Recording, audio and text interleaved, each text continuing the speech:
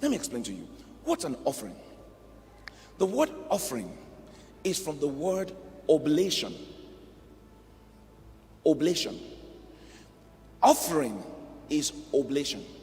What is oblation?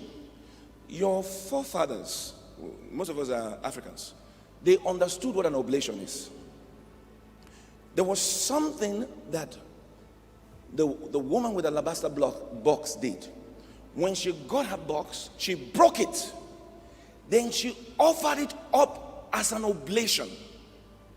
She literally wasted it. She wasted it. Because offerings are waste. You need to understand it. You know, when you give an offering, it's an oblation. So they took it and she took it, she poured it on him, she poured it on her leg, because that's what you do with an offering. You pour it. You pour it. In most African tradition, when they used to offer to their gods, when they get a drink, before they drink, they offer an oblation. How do they do it? They take that drink, they put it in a cup, they waste it. You didn't hear what I just said now. The question will now be this: when they pour it in the ground, who goes on the ground to start digging it out? Since you want pastor to come and give you account of your offering and tithes. My people perish for the lack of accurate spiritual knowledge. Your offering is an oblation. Look at this. When Elijah was facing the prophets of Baal, remember there was famine. Remember that there was no water. When they offered those sacrifices, these guys were cutting themselves and they were praying to their gods. When it was time for Elijah to pray, Elijah did something that was unthinkable. It was unthinkable. In a time where people were looking for water, you used to think that, oh, he poured the water to make it difficult for the fire to come. That was not it. He was offering a special oblation. He took the water that people were looking for. He took the water that the whole nation was looking for. He took that water, he poured it, he poured it, he poured it, he wasted it.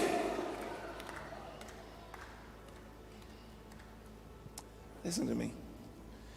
If you give an offering to God and you need to investigate where the offering went, you have already lost your idea of who God is and what the offering is.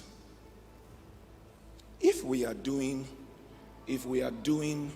a project to buy this and you're in a community and we're working on this, you can say, where are we at? But the questions about tithes and offerings is the questions of people who are ignorant about spiritual things. And you know, a lot of times I ask the question, the one who is asking for the offering and tithe, how much is the offering?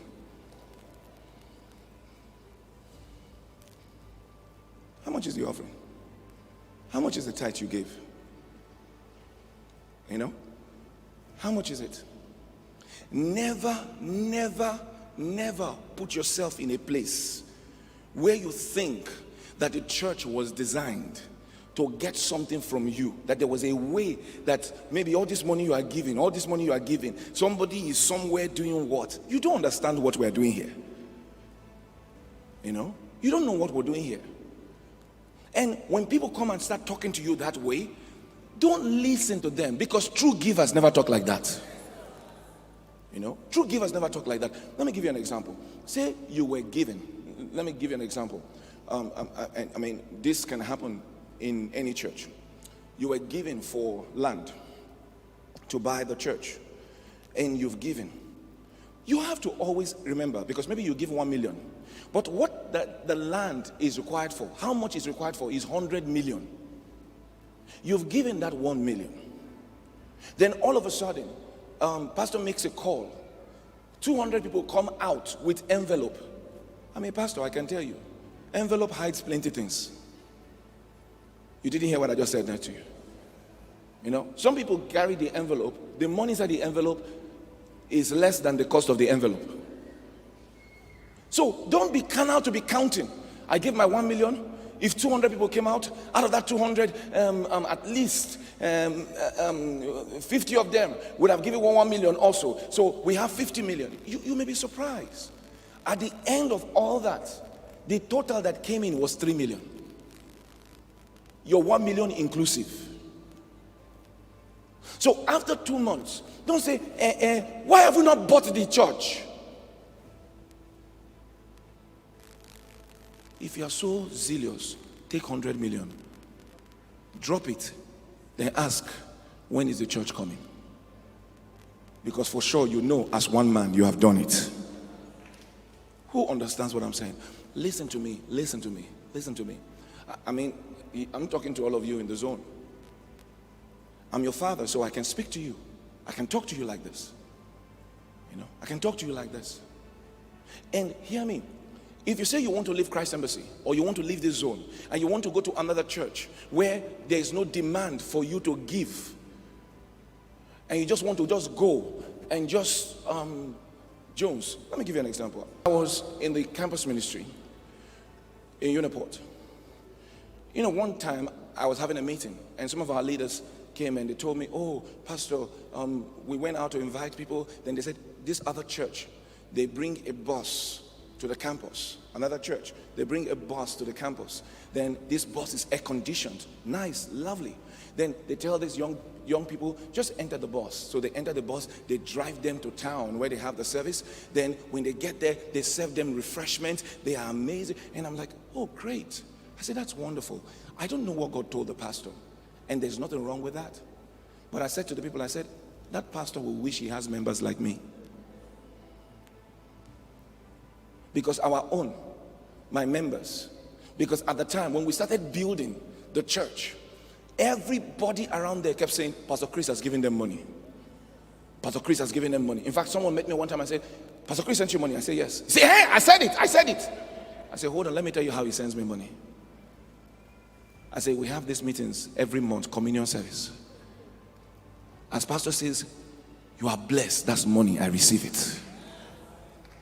He said, what do you mean? Do you mean he has not sent you any penny? I said, no.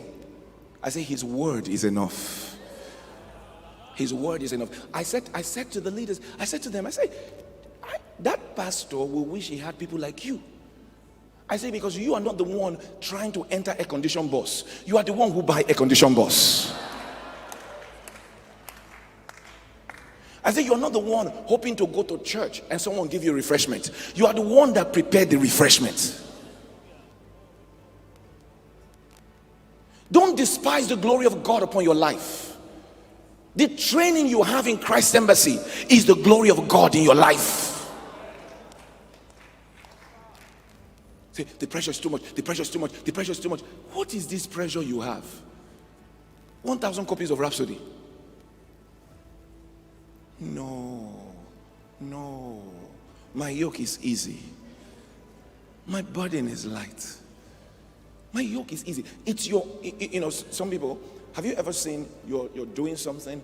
Have you ever seen someone who is doing something incredible? He's somersaulting. Then, someone else is watching the person. You are shouting. The person who is somersaulting now lands. Now you're laughing. Your heart has gone. You are having pressure on top of my giving. I'm the one giving. I'm the one serving God. You are the one having heart attack. The issue is get into the training.